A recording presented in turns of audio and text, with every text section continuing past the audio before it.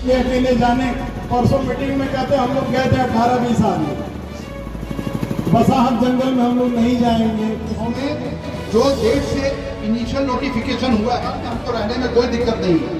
हम इस मकान को जितना मेंटेनेंस है कैसे बसेंगे, पैसा दीजिए बनाना है तो आज का जो दर रहेगा वो पैसा लगेगा कि आपका धारा 4 है, धारा 4 से लेके डेट ऑफ डिटर्मिनेशन। हम लोग के साथ हो रहा है, हमारा तेरी तानाशाही नहीं चलेगी, नहीं चलेगी, तेरी तानाशाही नहीं चलेगी, तेरी तानाशाही नहीं चलेगी, नहीं चलेगी, नहीं चलेगी, तेरी तानाशाही नहीं चलेगी,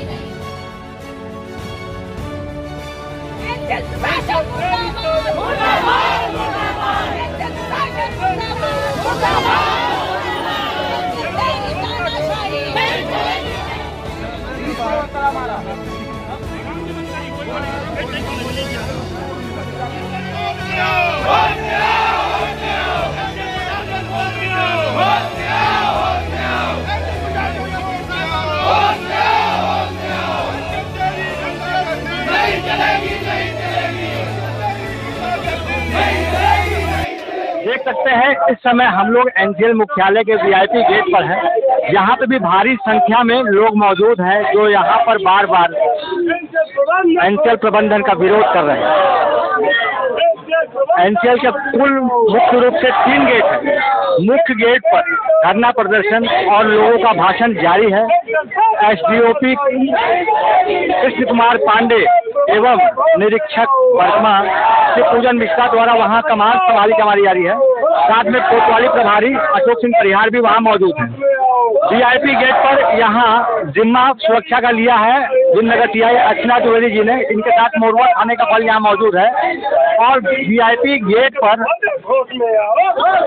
पुनर्स्थापना मंच के पदाधिकारी विनोद कुरवंशी एवं नर्मदा सिंह द्वारा यहाँ पे कमान संभाली जा रही है। 3 नंबर गेट पर भूपेन्द्र खैर संभाल रहे हैं। हम आपको दिलवाएंगे, हमारे साथ मौजूद है विनोद कुरवंशी जी। कुरवंशी जी, अभी तक सुबह 10 बजे से बदस्तूर आप लोग प्रदर्शन जारी है। तीनों गेट पे आप लोग ब्लॉक कर दिए हो और यहाँ पे मोर्चा संभाले हुए हो, कहीं भी एनसीएल लोगों को बाहर नहीं जाने रहे हो। क्या लगता है ये आप कब तक जाने वाला है? ये आप लोग ज्ञापन देकर के कुछ देर में ये धरना समाप्त करेंगे? भैया मैं मीडिया बंधु को ये बताना चाहता हूँ कि एनसीएल की बहुत मोटी चमड़ी है। ये अपना पूरा प्रयास कर रहे हैं बलगनाने का। कई बार बैठकें हुई, बैठकों के नाम पे केवल छलावा का ही परिणाम है कि आज हम लोगों को गेट पे आके बैठना पड़ा है। अभी तक एनसीएल की तरफ से किसी भी तरह का प्रयास नहीं किया गया है हम लोगों से मिलने का। जब तक ये नहीं मिलेंगे हम सब बैठे रहेंगे। पीडब्ल्यूडी के रेट और जो नापी प्रक्रिया किसके द्वारा की जा रही है, इसको लेकर के आपका क्या विरोध है? देखिए, आपको भी मालूम है कि जो पीडब्ल्यूडी का रेट है वो एनसीएल में लागू नहीं होता है। एनसीएल अपने टेंडर जो कराती है उस रेट से हमको दे दे, हम सभी तैयार हो जाएंगे।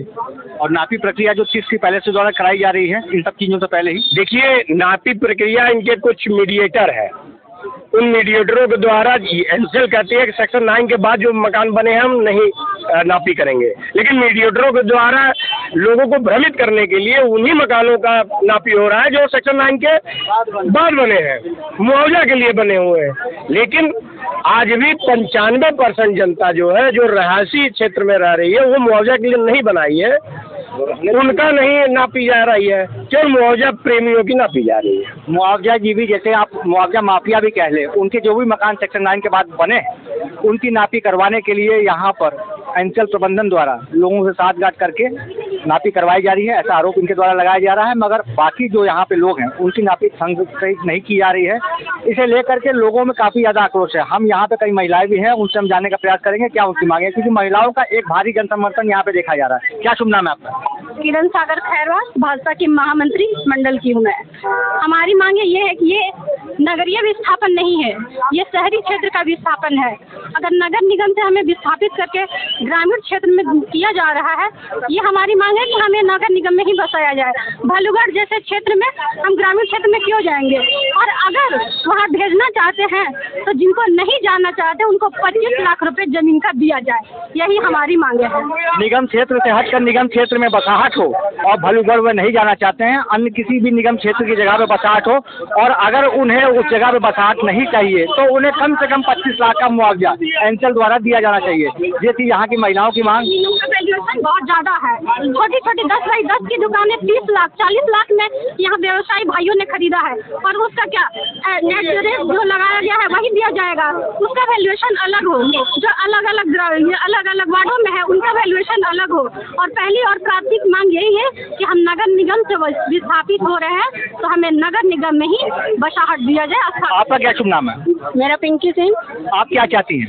मैं यही चाहती हूँ कि नगर निगम में विस्थापित हो, और जो भालूगढ़ नहीं जाना चाहता है उसे कम से कम 25 लाख रुपए दिया जाए।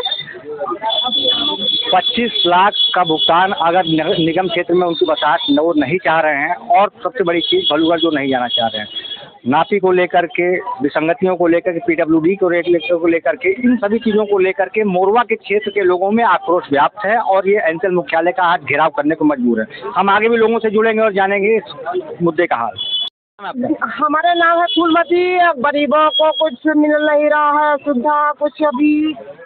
ये भी एक बड़ा सवाल यहाँ पर है कि जिनका यहाँ मकान नहीं है और ये कई सालों से यहाँ पे निवासरत है, भले वो किराए के मकान पे हो चाहे वो सरकारी आवास पे हो, उनके लिए एंचल प्रबंधन अभी तक कुछ नहीं सोचा है कि उन्हें क्या देगा, क्योंकि उनको भी विस्थापित होके ही मान के ही काम करना चाहिए। उन्हें विस्थापित नहीं मान रही है, इस कारण यहाँ लोगों में आक्रोश व्याप्त है। अधिकारियों को देने जा रहा हूं, उससे पहले मैं पढ़ना चाहूंगा, उसको शांतिपूर्ण ढंग से सुने कि हमारी मांगे क्या है। उसके बाद हमारे अधिकारी आए हुए हैं, हम अधिकारियों से इसका जवाब मांगेंगे। आप लोग शांतिपूर्ण तरीके से इसको सुनेंगे। सर, श्री BP साईराम जी, माननीय CMD, नादल कॉन्फ्रेंस मुख्यालय सिंगरौली, जिला सिंगरौली, मध्य प्रदेश। विषय निराकरण होने तक क्रिया को पूर्ण विराम देने बाबत मान्यवर उपरोक्त विषय अंतर्गत लेख है कि सिंगरौली पुनर्स्थापना मंच ने भूमि अधिग्रहण के लिए सेक्शन 9(1) का प्रकाशन दिनांक 9/2/2024 के उपरांत कई बैठकों एवं पत्राचार के माध्यम से अपने 24 सूत्रीय मांग पत्र को एनसीएल प्रबंधन के समक्ष रखा। एनसीएल प्रबंधन से बार बार सिंगरौली पुनर्स्थापना मंच ने आग्रह किया कि उक्त 24 मांगों पर बिंदुवार चर्चा कर निर्णय लिया जाए। अत्यंत खेद का विषय है कि सिंगरौली पुनर्स्थापना मंच के किसी भी बिंदु पर चर्चा किए बगैर एनसीएल प्रबंधन ने आज दिनांक तक सिर्फ 3 बिंदुओं पर पत्र के माध्यम से अवगत कराया गया कि भूमि है, यह सोच समझ के बताएंगे, चूंकि यह अधिकार इनका नहीं है, यह कंपनी के मुलाजिम है और इनके ऊपर बहुत सारे लोग हैं। तो आप एकदम आश्वस्त रहिए, यह आप इस क्षेत्र की मांग की पहली सीढ़ी चढ़े। जिंदाबाद। यह 6 घंटों तक सिंगरौली पुनर्स्थापना मंच द्वारा यहाँ चले आंदोलन के बाद एंचल प्रबंधन को कहीं न कहीं झुकना पड़ा। यहाँ पर मंच पर आकर के उन्होंने इनका बात सुनी, इनकी मांगे सुनी और इनके द्वारा दिए गया ज्ञापन को लिया, और इन्हें आज आश्वासन दिया गया है कि आपकी सभी मांगों पर बात करते हुए आगे की रणनीति उसके आधार पर ही बनाई जाएगी। हमारे साथ मंच के अध्यक्ष मौजूद हैं।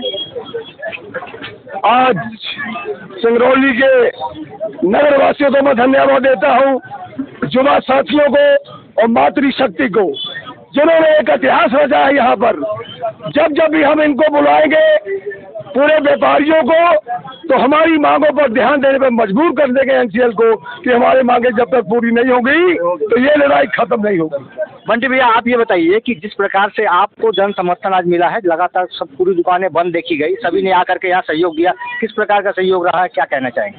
मैं बहुत बहुत धन्यवाद देना चाहूँगा आपके चैनल के माध्यम से सभी नागरिक बंधुओं को, हमारे सिंगरौली के एक एक व्यापारी बंधुओं को, एक एक युवा नौजवानों को, एक एक सबसे बड़े हमारे नारी शक्तियों को, कि हमारी नारी शक्ति ने इसमें बढ़ चढ़कर हिस्सा लिया और एनसीएल प्रशासन के कान को खोलने में अपना महान योगदान दिया। और मुझे आशा ही नहीं, पूर्ण विश्वास है अपने सभी शहरवासियों पर कि जब जब सिंगरौली में आप सभी की आवश्यकता पड़ेगी, आप लोग निश्चित रूप से अपने सभी काम छोड़ करके आप लोग जहां भी बुलाया जाए वहां एकत्रित होंगे और अपने हक की आवाज को बुलंद करेंगे। राजेश जी, ये आप बताइए कि आज जो एनसीएल के अधिकारी आए थे, कौन कौन अधिकारी आए और क्या आश्वासन दिया? एनसीएल के अधिकारी जीएम साहब आए थे और डीपी साहब के सेक्रेटरी आए थे, 3-4 लोग आए थे और आश्वासन इनकी स्थिति नहीं है देने की, क्योंकि हम लोग समझते हैं एनसीएल से जुड़े हैं इनके आला अफसर, लेकिन जो आज का हुजूम था यह सिंगरौली जिले का इतिहास था। जो बार बार ये लोग सोचते थे कि सिंगरौली के लोग एक नहीं हैं और बीच में हमारे जिन दलालों को इन्होंने छोड़कर हमें बांटने की बात की, आज उनके मुंह पे बहुत बड़ा तमाचा लगा है। और आज के बाद मोरवा का हर एक व्यक्ति जो विचारधारा से हमारे प्रभावित था या नहीं था, हमें कोई मलाल नहीं है। जो हम हो सकता है हमारी विचारधारा से न प्रभावित हो, लेकिन वो अपने लिए आज उतरकर सड़क पर आए। यह खुशी की बात है कि लोग आज इस आंदोलन को अपने घर का आंदोलन बनाया और बिना घर के आंदोलन बनाए यह आंदोलन इतना बड़ा रूप नहीं ले सकता था। और इसमें सबसे अच्छी चीज यह है कि सिंगरौली का इतिहास अब हम लोग बदलने का कार्य करते हैं। युवा शक्ति, जब युवा और महिला इकट्ठा होती हैं तो हमेशा इतिहास बनाती है। आज पहली बार एनसीएल के जनप्रतिनिधि हमारे मंच पर आकर और हमारी शर्तों पे ज्ञापन लिए हैं। यह एक अच्छी शुरुआत है और इसके बाद दूसरा स्टेप हमारा होगा। अगर ये हफ्ते 10 दिन 15 दिन में हमारी बातों को नहीं मानते हैं, जैसे 4 महीना से ये हमें निगलेक्ट कर रहे हैं, तो फिर हम इससे बड़ा आंदोलन और इनके डिस्पैच को जाम करेंगे और फिर हमें जरूरत पड़ी तो हम दिल्ली धरना पे भी जाएंगे। और यह एक शुरुआत है, आगाज है, ये रुकने वाला नहीं है। महिलाओं का भी इसमें ग्रुप के माध्यम से और फेसबुक माध्यम से सबको रोकने का बहुत प्रयास किया गया, लेकिन यहाँ की जनता जागरूक है, किसी के बहकावे में नहीं आई, अपना अधिकार जानती है और उनकी बातों को नकारते हुए आज बड़े हजूम में यहाँ पहुंची। बड़े हजूम में यहाँ पे लोग पहुंचे थे अपनी मांगों को लेकर के। महिलाओं का खासा योगदान देखने को मिला, कई महिलाओं से हम पहले भी मिल चुके हैं। सीमा जी, आपसे जानना चाहेंगे क्या सब आपकी मांगे थी और किस प्रकार से आप लोग इसमें सहयोग दिए? जो एसीएम मंच का 24 सूत्री मांग था उसमें हम सभी का सहयोग था और जो लगातार ये लोग संघर्ष कर रहे थे आज कई महीनों से, आज सफल हुआ वो प्रयास सफल रहा और सभी एनसीएल के लोग आकर के अधिकारी आश्वासन दिए हैं कि हमारी मांगे पूरी होंगी और जरूर पूरी होगी। हम लोगों का घर जो हम लोग विस्थापित होने वाले हैं सही जगह पे जाएंगे। हमारे साथ संजय प्रताप सिंह जी भी मौजूद हैं। संजय जी, आपके इस आंदोलन में लोगों का जन समर्थन देखने को मिला है, क्या कहना चाहेंगे? बहुत अच्छा जन समर्थन देखने को मिला है और पब्लिक यहाँ खुद दुखी है और सही में ये सबकी अपनी लड़ाई है। ये कोई आपकी लड़ाई कोई दूसरा नहीं लड़ सकता। अगर आप खुद नहीं आओगे तो दूसरा कोई आपकी लड़ाई नहीं लड़ पाएगा। और अब समय आ गया है और ये पहला आगाज था और इतना शॉर्ट नोटिस पे इतने लोग इकट्ठे हुए हैं, तो आप यकीन मानिए कि अगर नोटिस लंबा हो जाएगा तो रेलवे टाइप का आंदोलन हो जाएगा। आप सोच के मानिए, और पूरे लोग तैयार हैं, अमलोरी से, गुरबी से, निगाही से, सब 10 परियोजना से लोग दुखी हैं। उन लोग का ये प्लानिंग है कि हम लोग पूरे परियोजनाओं को स्टॉप करने के लिए हम लोग आएंगे, लेकिन सबको हम लोग बहुत त्रस्त हैं। इन लोग के साथ दिक्कत क्या है, एनसीएल बहुत ज्यादा मनमानी कर रही है। एक तो लॉ को वो पढ़ ही नहीं रही है, जहाँ लॉ पढ़ना है पता नहीं कौन बैठ के लॉ पढ़ता है। हम लोग जब बोलते हैं कि भाई हमारी टीम को भी आप साथ ले लीजिए जहाँ पर हो रहा है, और लगता है कि हम गलत हैं या कहीं पर हो सकता है आप गलत हैं। हम नहीं बोलते पहले आपको गलत, मैं अपने को ही गलत बोलता हूँ।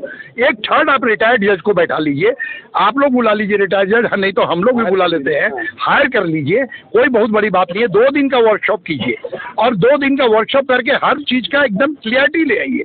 इस पूरे सिंगरौली का सबसे बड़ा विस्थापन समस्या है, सबसे बड़ा समस्या पूरे डिस्ट्रिक्ट में। अब कलेक्टर साहब 12% ब्याज दे रहे हैं और सीएमडी साहब नहीं दे रहे हैं और संपत्तियों पर दे रहे हैं, तो कोई तो गलत है। मान लीजिए हम लोग गलत हैं, हम तो यही बोल रहे हैं कि हम लोग गलत हैं, ठीक है, लेकिन यहाँ भी तो कोई गलत है, तो उनको भी तो इस चीज में क्लियरिटी नहीं है, एक रूपता नहीं है, तो आर्टिकल 14 का उल्लंघन है। और दूसरा बात है कि सबसे इम्पोर्टेंट चीज है कि सोलेसियम जो मिलता है, आज आप उजड़ेंगे, आज मान लीजिए कि रोहित गुप्ता जी उजड़ गए तो इनका दुकान उजड़ेगा, इनको नया दुकान बसाने में अगला 10 साल लगेगा। 10 साल में तक इनको जो दर्द है उस दर्द को संभालने के लिए सोलेसियम होता है। इन लोग क्या करते हैं कि 800 रुपया वहाँ बिल्डिंग का मिल रहा है और बोले 800 आपको सोलेसियम मिल जाएगा तो आपका बिल्डिंग का 1600 रुपया हो गया। ये कौन सा तरीका है जोड़ने का? ये कोई तरीका है?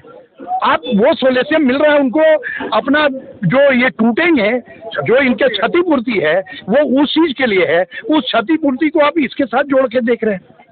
तो ये तो अपने आप में एक मजाक बन गया है, इन लोग समझ ही नहीं रहे हैं। क्यों? हमारे लोग हैं। सबसे बड़ा बात, दुख का बात यह है कि हमारे लोग हैं और हम ही के बीच में अपना ही, जिस पेड़ पर बैठे हैं उसी को कुल्हाड़ी से काट रहे हैं। ये वाली कहावत यहाँ एकदम चरितार्थ है।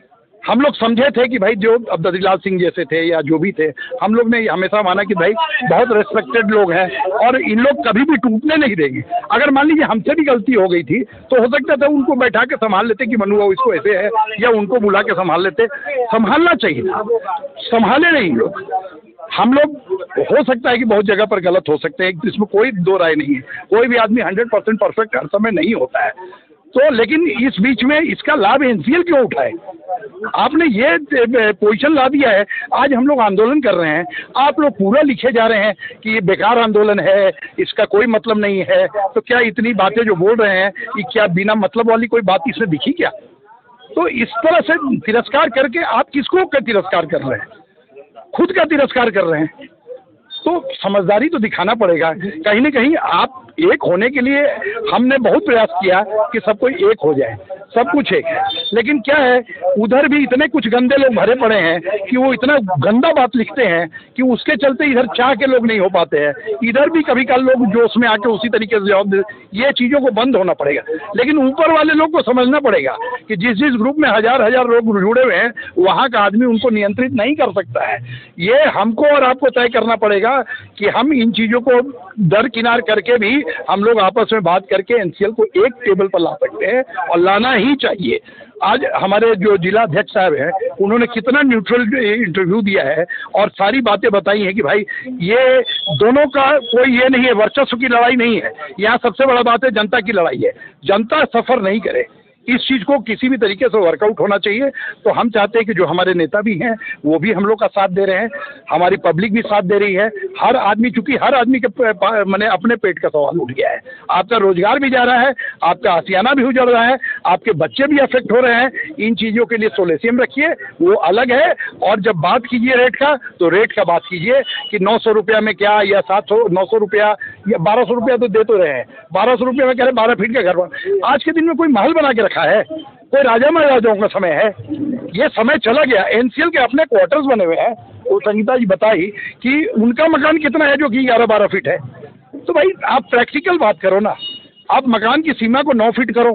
आपने जो 1200 जोड़ा है वो आप कह रहे हैं कि 2019 का है, तो 20-21 का, 19-20 का पहले तो अपडेट करो, उसको 12% वहाँ एडिशन करो। उसके बाद जो फर्दर आपका जो 12% देना है, और आप एक्ट पर हो, आप एक्ट में कहता है कि इसके सारे लाभकारी उपबंध लागू होंगे। आप कहते हैं कि नहीं, सिर्फ शेड्यूल 1, 2, 3 लागू होगा, जबकि एक्ट कहता है कि शेड्यूल 1, 2, 3 को सपोर्ट करने वाले में या जितने भी लाभकारी उपबंध हैं एक्ट के 2013 के, वो इसमें समान रूप से समाहित किए गए हैं। आप कोई भी आदमी आप किताब में पढ़ेगा, आप लोग तो जर्नलिस्ट हैं, आप लोग तो पढ़ेंगे तो 2 मिनट में कहेंगे साला पागल वाला बात। इसी तरह से पहले इनकम टैक्स काटते थे, जबरदस्ती इनकम टैक्स काटते थे, जबकि सेक्शन 94 क्लियर कहता था कि इनकम टैक्स नहीं कटना है। जिस दिन चौधरी साहब, कलेक्टर साहब टाइट हो गए, बोले कि हमको पढ़ाओ, उन्होंने पढ़ा, बोले कि इसमें कहाँ अंतर है, साफ तो लिख रहा है। बहुत कस के डांटे। उस दिन से ये समाप्त हो गया। जो मेडौली में सबका कट रहा था, ये तुरंत समाप्त हुआ। और इसको समाप्त करने में भी सिंगरौली का पोजीशन है, चाहे कि गोविंद मिश्रा जी जो थे, उनको हम लोगों ने ये आवेदन दिया था, उन्होंने इस बात को वहाँ लोकसभा में उठाया था। और उस दिन से ये कहते हैं ये जो TDS है, ये हटाने की बात हुई थी। एक तो कंपलसरी एक्विजिशन, उसके ऊपर से TDS और टैक्स, तो बोले नहीं ये तो गलत है। तो उस समय इस चीज़ को गोविंद मिश्रा जी का श्रेय है ये। तो ऐसे करके मैंने बहुत सा चीज़ है। आज भी हमारे जो विधायक हैं, सांसद हैं, सब इसका श्रेय ले सकते हैं। हम लोग सब उनके साथ हैं। हम लोग ने ही मिलकर उनको विधायक और सांसद सब बनाया है। तो हम लोग चाहेंगे कि वो हम लोगों का साथ दें। हम लोग के जितने यंग जनरेशन है वो आपकी तरफ बहुत ही लालायित नज़रों से देख रहे हैं। आप प्लीज़ उनका साथ दीजिए।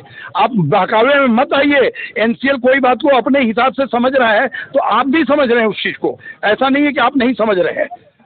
तो इन चीज़ों पर ध्यान दिया जाए और आगे हम लोग का जो भी हो सके कल्याण हो, सबको एक साथ। चलिए, जनप्रतिनिधियों जनप्रतिनिधियों का भी है जो यहाँ के लोगों का सहयोग ने, और अभी हमारे साथ मौजूद है विनोद कुरवंशी जी, सुबह से ही मोर्चा संभाले हुए थे, तो हाथ बिगाड़ने की कोशिश, मगर जनता का आपको मिला समर्थन, क्या कहना चाहेंगे? देखिए, जनता का पूरा समर्थन था, तभी हम इतने बड़े आंदोलन को सार्थक कर पाए हैं। जनता का आज का जो माहौल था उससे आप भी समझ गए होंगे कि जनता का क्या विचार है, क्या सोच है। दुर्भाग्य है कि एनसीएल नहीं समझना चाहता है और उसका कारण कुछ अपने बीच के लोग हैं। फिर भी मेरा जो व्यक्तिगत मांग था, जो मैं हमेशा इनसे कहा, 3 ही चीज़ है। पहला, कैसे हमें क्या क्या दोगे उसमें क्लियर करो कि कितना पैसा दोगे, क्या दोगे, फिर कहाँ हमें बसाहट कहाँ दोगे, और इन दोनों चीज़ों को लेकर कब, क्योंकि ये फिर 10 साल 15 साल तक दौड़ाएंगे, नोटिस दे देंगे, दौड़ाते रहेंगे, तो कब, कहाँ और कैसे ये क्लियर करें। दूसरी चीज़, हम नगर निगम क्षेत्र के बासिंदा हैं, हमको नगर निगम क्षेत्र में बसाया जाए।